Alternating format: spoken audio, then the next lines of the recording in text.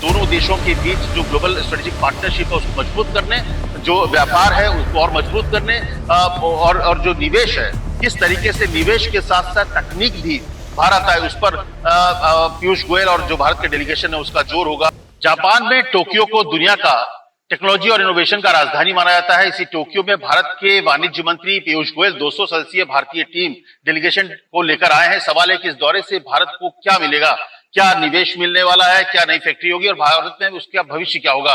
Tokyo सिर्फ Japan की राजधानी नहीं है, बल्कि दुनिया की सबसे बड़ी अर्थव्यवस्थाओं में से एक का बिजनेस हब है। भारत चाहता है कि जापानी कंपनियां सिर्फ भारत में निवेश नहीं करें, बल्कि हाईटेक मैन्युफैक्चरिंग भारत में लेकर आए।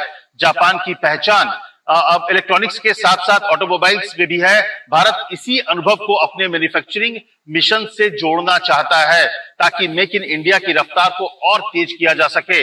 मुंबई अहमदाबाद बुलेट ट्रेन से लेकर जापानी इंडस्ट्रियलिस्ट टाउनशिप तक दोनों देशों की साझेदारी जो है पहले से मजबूत हुई। अब कोशिश है कि अगला दौर निवेश और नई टेक्नोलॉजी का हो।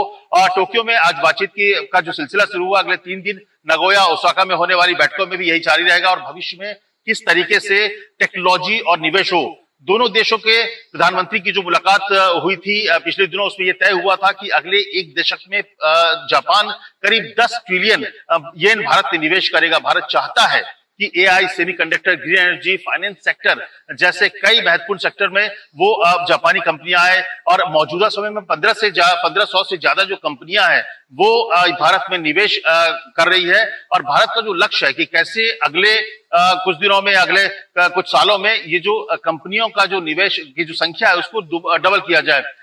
एक और चीजें हैं, देखिए ये जो 4 दिनों की बैठक है, एक ग्लोबल स्ट्रेटेजिक पार्टनर के तौर पर भारत और जापान है।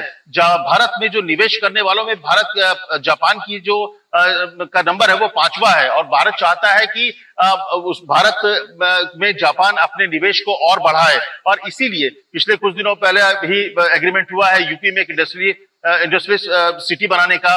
केमिकल फर्टिलाइजर एक कंपनी के लिए जापान ने इन्वेस्ट करने का ऐलान किया है। तो ऐसे ही आज पीयूष गोयल से दिन भर जो कई कंपनियों की बातचीत हुई है, कई बड़े जो बिजनेस इंडस्ट्रियलिस्ट हैं, चाहे भारत के जो 200 इंडस्ट्रीज हैं, वो भी चाहते हैं कि जापान की कंपनियों के साथ मिलकर भारत में इंडस्ट्री को, जो मेक इन इंडिया का जो सपना प्रधानमंत्री को, उसमें और तेजी कैसे लाया जाए।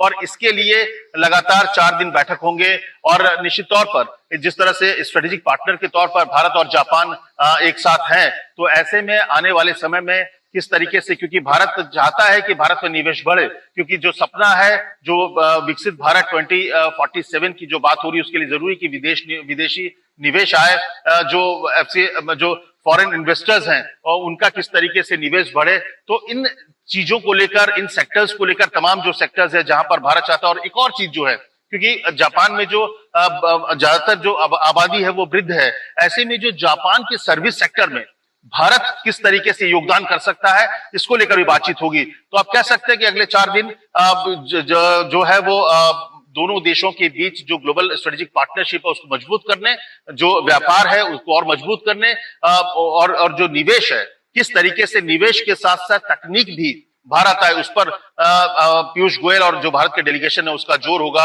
और इसी को लेकर बातचीत भी होगी। और इसी को लेकर आगे जो ओसाका और नगोया में भी बैठक होने वाली है, उसमें भी वहां की कंपनियों के साथ भारतीय डेलीगेशन की बैठकों का दौर जारी रहेगा। Amit Kumar, times now, Tokyo.